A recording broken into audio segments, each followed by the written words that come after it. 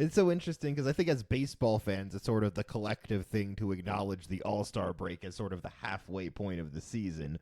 And, now 3 games, past it for most of the teams. But they've played like 96, Right. 7 games. We're way past the halfway point. We're way past the halfway point. It was actually the halfway point. The All-Star game would be sometime in June. Right. And because they play, obviously they used to play 154 games, so the All-Star game could happen in mid-July, and it was around the halfway point. It hasn't been that way in a long time. So what did you think, though, about the All-Star game, and how much did you, I don't think I asked you, how much did you watch of the whole weekend thing? Did you watch the Futures game? No.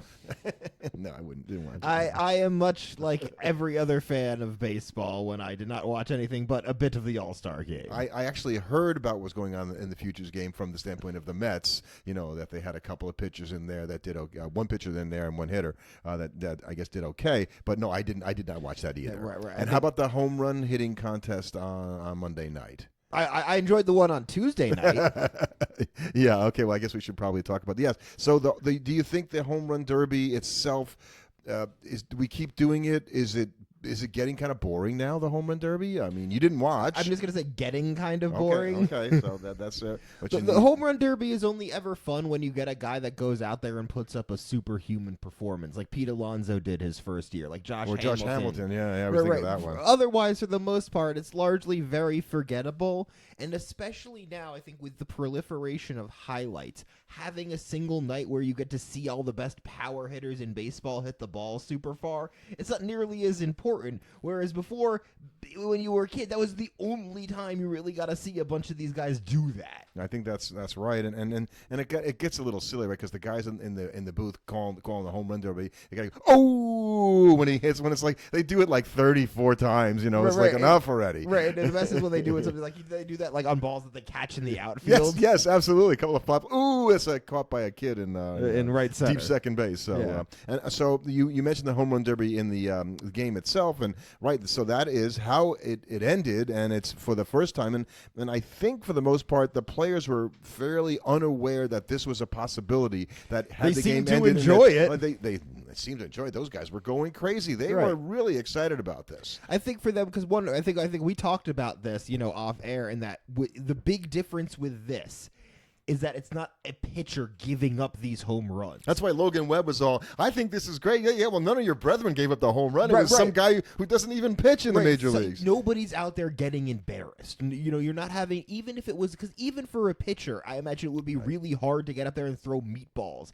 because it would almost be a skill in of itself to throw pitches that the guy could easily hit home runs on. So in terms of having a fun swing off, I think it was great. Is it something that I would want to see in the regular season? Maybe. I feel like the extra inning rule has largely solved the problem I've had with extra innings. So it's not like there's a whole bunch of games that are going past 12 innings that I feel the need that we need to put a stop to those. I can't. This desire, and again, I don't think MLB was behind this, but you heard right after the game, because it was such a great experience, right? Mm-hmm. And so exciting to see the guys, get so pumped up about that kind of a thing. And that the next day, all you'd heard was, well, maybe we should make this, as you said, it should end. There should be no more extra inning games. We should only have home run swing-offs. Wouldn't that be great? No, it wouldn't. When you have 3 in the same night, like in a game, all of a sudden, it would be it would mean less. Or it's not as exciting where the first guy hits 2 and then the next guy hits 3. You have guys putting up matching home run totals for a while, because it's not as, in a sense, automatic as like a free kick in soccer where, you're doing penalty kicks. Those are getting a stop on those. It's incredibly hard. Whereas home runs. But at least you've got 2 guys that are pros playing like the same thing in a shootout in hockey, right? Which comes after an overtime period. So maybe there's a way to do this. Right. You do it after the 12th inning or something. Right. But I think we've looked at it before. The vast majority of extra inning games end after 10 innings. I think like over 50% of them end after 10 innings, with even more of them ending after 11. It's an incredibly small number go to 12 innings and beyond.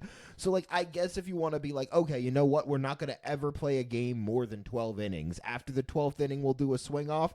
I'm okay with that, because then it'll retain a bit of novelty, because you'll only ever see swing offs like maybe 3-4 times a season. I think it's possibly also something to keep the fans in their seats going, well, it could be, a tie game after 9. Let's stay, and maybe we'll get to watch one of those everybody things. would be really excited. Anytime you had an extra inning game, people would be rooting for the swing But off. I'm with you. And just don't, if we're going to do something like that, push it ahead. I don't care when, but All-Star game, great place yeah, for it. It was an exhibition game is what the All-Star game is. They only lost 3% for this year's All-Star game, which I think is actually pretty good when you think about it, like that they only went down a little bit. Look, all the sports are struggling with their All-Star games. There isn't one of the North American professional sports, right, where the All-Star game is actually something that's worth watching. There's no All-Star games people really care about. Because you see them all the time. Right, exactly. You see them all the time, and they're not playing a real game. Right. That's it. And and meanwhile the other part of the All-Star weekend was coming out of that, well, we didn't have much on TV in terms of sports anywhere or baseball. You had the MLB draft, which it just doesn't work for me. It doesn't. Well, it's just not an event kind of thing. Well, the problem is that you're drafting high school kids. And mostly high school kids. This year. But in general, it's a lot more college players have been drafted in recent years, but this year they went for the high school kids. But ultimately, you're looking, when you say a lot more college kids, we're talking about an increase from 15 to 25%. It's still predominantly high school kids and people from other countries. So the problem is... Well, you're not drafting kids from... There's no international... There's no draft that way. You're right. But the problem is you don't know who any of these people are. It's not like when you watch college basketball or college football and you're like, oh, I know who that kid is. Look at it this way. If a kid says he was a 17th round draft pick of the Kansas City Royals and he's now okay, but if that happened in football or it happened in there's no 17th round. By the NBA only has 3 rounds, 2 rounds, right? And then I'm sorry, and the NFL has 7 rounds or something like that. So baseball has so many rounds of the draft, and if a guy makes it like a Mike Piazza or something like that, who was one of the last guys taken as a favor to Tommy Lasorda, that doesn't really surprise anybody. Nobody cares. The problem is just nobody really cares. Drafting doesn't mean anything in baseball because there's such a long time between a player being a draft pick and actually coming up and impacting the major leagues. Fans aren't incentivized to care about the draft because I'm not going to pay attention to the fortunes of players that might affect my team from 5 years from now. And there are too many misses. Right. You get drafted late. Well, this guy sucked. It's not like you're a Dallas Maverick fan this year and you drafted Cooper Flagg and you're like, oh, cool. This guy's going to come in and impact my team's ability. He's going to be an all-star. Right. He's going to impact my team's ability to win right now. Great point. And we should give, I guess, props to the first catcher ever to win the home run derby, who also happens to lead the major leagues in home runs, since we're going to go into our midseason report. Right. If we want to just go straight into that, Cal Raleigh is, I think... First catcher ever to win the home run derby. Right, and right now his team is hovering. They've played well coming out of the All-Star break. They're hovering behind the Astros in the AL West. You have to consider him a potential MVP winner if they win that division, especially if the Yankees don't win the East. As good a season as Aaron Judge is having, and there's reason to think that Aaron Judge is kind of carrying that entire offense on his back as well. And God forbid that ever falls apart. Right. And so I think Cal Raleigh is, got a chance to hit more than 60 home runs. He's got a chance to do things a catcher has never done in Major League Baseball history. So when you're in the middle of this and you're watching this stuff, you can kind of lose sight of wow, this is like a historic season in the making. That's what's happening right now. Right, you're gonna have he might set the all-time home run record for catchers in a single season. I think that's pretty certain. Pretty much on lock, unless he just has a dreadful second half, which there's no reason to think is going to happen. I think didn't Perez have 48? Salvador Perez had 48. Bench had 45. Right, but no one's ever hit 50. Right, he's gonna hit 50. No one's ever hit 50 home runs as a catcher. So if good he's at his current, good on him. And I think just on the Mariners for a second. Yeah, I think the Mariners. I don't trust them on historical basis, and the Astros are more battle tested, as we all say. So if I had to pick a team that was going to hold on, I'd probably pick the Astros. But if there's a team that I feel like could break down, they could tree. Right. You're saying the Astros could break down. Like they're going to get Jordan back too, right, and you've got an older Jose Altuve out there in left. Like that's a team with a lot of older players on there. They could you break down in the second half, and the Mariners could go into a treat, and I don't believe enough in the other teams in that division because there's something rotten in Texas. Well, and it's funny you say that. They're going to play, here we are on Sunday, and they're going to finish a 3-game series of the Tigers tonight, who are on a losing streak themselves, and the Rangers could sweep them coming out of the break. But the Rangers, like, they don't give up any runs, but they have one of the worst offenses in baseball without which Tim, I just expected. can't understand how they can do that. They're getting great years out of Eovaldi and DeGrom, and you just, like you say, something is rotten there. It's not working, and yet you still, I still think maybe there's a run in those guys, because if they just hit like normal, not even like above average, they should be a lot better in the second. That's what you're going to run into in the second 60 half games. In terms of who's in the running for the second wild card spot. I think if you're an AL Central team, you're hoping for a wild card spot at this point. You're probably not going to catch the Tigers. I think now, the Tigers are still 10 games ahead, even off a losing streak, like 6-game or 7-game losing streak. And that's with the Guardians playing well recently. Well, the Guardians went on a losing streak, and now they're on a winning streak, but they're still under 500. Right. All the teams are under 500. So you're playing for a playoff spot. So I think that you've got a whole bunch of teams in both leagues that are going to fall into the category of, well, if they make a run, they could make the playoffs. But we got a trading deadline coming up in a couple of weeks only, and so the question is, as we always say, as you get down to it, are you buyers or are you sellers? Right. I think if you look at teams like I think you have to look at the interesting teams for buying and selling, because we all know the New York Yankees are going to be buyers. Yes. I don't think the Blue Jays are going to be buyers or sellers. I don't know. The Blue Jays are playing real well. Right. They could be buyers, but they've never been buyers. Right. But and it's hard for me to believe they're out of character. Right. But the Red Sox and the Rays are interesting teams because they could go either way. Yeah, I think they could be buyers, but they could also be sellers. Yeah, I could see the Red Sox, giving it a shot at this point. But I don't know. Maybe they don't feel like this is their year. Right, they don't have the pitching. We don't have the pitching, and they're not going to get enough pitching to make them. Besides Crochet, I don't think there's any reliable starter there. We could sell at the deadline and make our team better for next year. So I think you're going to have a lot of interesting decisions for teams like that. You're going to have interesting decisions for that. For teams out west. Are the Giants going to buy in and try and hang around out west? Or are they going to give up? Yeah, well, in a division where, the Dodgers, despite that they haven't been playing well and they've been getting beat up by the Brewers. I think they lost 5 straight to the Brewers and play the last game today here on Sunday. And the Brewers have played, quite well, always outperforming my expectations and lots of other people's as well. But, behind them, right, the Padres, the Giants, I think we say the Diamondbacks are sort of the National League version of the Texas Rangers. These were the World Series combatants in 2023, and they're both like, huh? How can these guys be this way? And the Padres, who knows? They're another team like the Rangers too.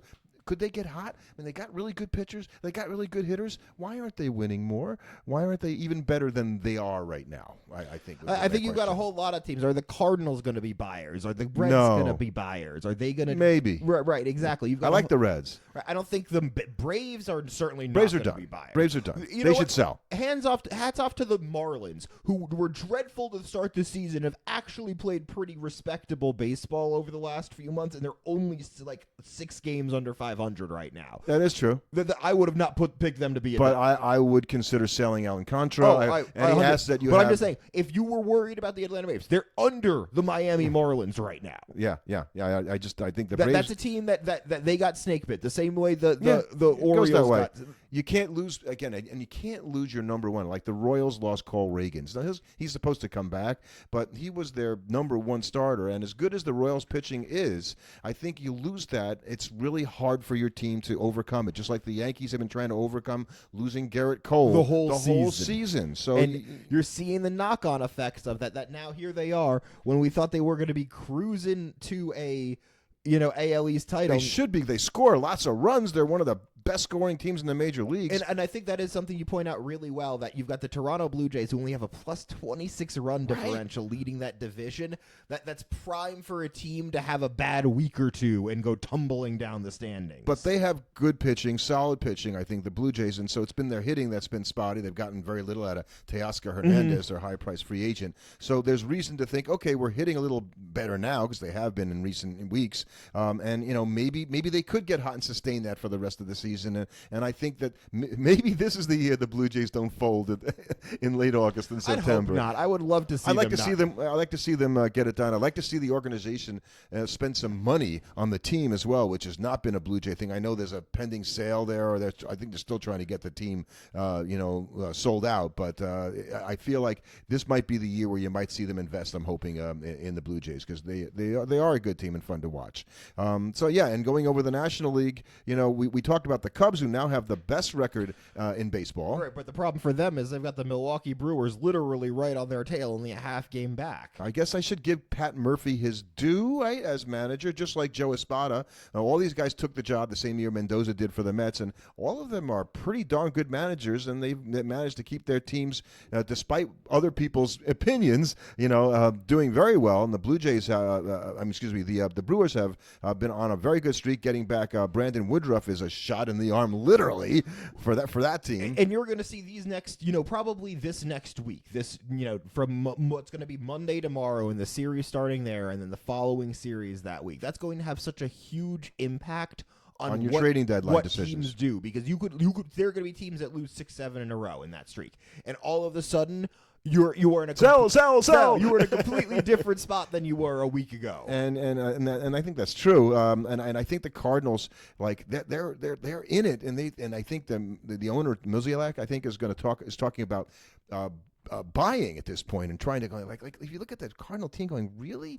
You're only 8 games back, and I think if you're inside 10, the Reds have a better chance than the Cardinals but you're inside 10. I think if you're inside 10 at this point, you can entertain the idea that, okay, yeah, we could make up a 10-game deficit in the second half by playing well if the teams in front of us don't also match our pace. But the problem is that there's too many teams. Exactly. I was going to say. So you got the Padres. They're going to be around. The Giants have hung around longer than most people think. If you discount the Diamondbacks, you got the Mets. So they're there and all that. So you got a lot of teams vying for the wild cards. They're not even in first place in any of these teams. If you're looking at the NL, the problem is if your team that's out, you got the Phillies, the Mets, the Cubs, the Brewers, the Dodgers, and the Padres. That's 6 teams right there. Everybody else is 2.5 games more, or 2.5 games back from that. That gets hard. I think it does, and so there are obvious seller type teams, and that would include the Pirates. And by the way, the Pirates, who haven't scored like any runs. Do you know the Pirates, when the Mets went to the Pittsburgh last, but they were outscored 30-4 by the Pirates in a 3-game series. And the Pirates haven't scored 30 runs since that time. They've been terrible, literally outside that one series. It's like the only time they scored all year. Please bring the Mets back. Right. So I think the Pirates are gonna, whatever they've got, they should try to sell and try to make that team better. As should the Nationals. Right, you could see the team who have played awful lately. The team the Mets are about to start a series against on Monday could be sellers, in the Los Angeles Angels. Yeah. They can score. The teams to really keep an eye on selling are the AL Central teams. I think you've got 3 teams right in the middle there that all thought they were contenders this year, that are all in a position where they're really not. They're all 4.5, 5 games back of the wild card. And is any one of those teams really a threat to do anything in their playoffs? This isn't Probably Kansas not. City's year. This isn't Cleveland's year. Right. So I don't see if it. any of them have a bad week this week coming, they could be sellers at the deadline. They could go, okay, you know what? We'll move an asset or two, bring some guys in, and go, this wasn't our year. We'll try again next year with more ammunition in the gun. And I don't know if you saw today, it was the completion of a 3-game sweep for the Chicago White Sox over those moribund Pirates now. In Pittsburgh, the White Sox have their first sweep, and I don't know how long, but it must be nice to have the Rockies talked about as that team this year, and the White Sox just a bad team, and we're not as bad as those guys. So I think another real interesting team to see what they do is the Baltimore Orioles. Sell. Right. But what do they have to sell? Oh God, they have pitchers that they could sell. The relievers, Batista. Right. You might look at doing something like that because you're still young enough. That's the one. Right, you're not going to sell your core players, right? No. Not your Hendersons or your Rushmans, who's not had a great year, but you still keep him around. Right. I think that's something that's concerning them now because they're like, maybe Ryan O'Hearn, you could sell him because what do you care? 2 years in a row that haven't been great from him. That's always concerning. Yeah, and he's still got his job, Brandon Hyde? No, he's gone. He's gone. He's gone. The other guy who lost his job was just the other day.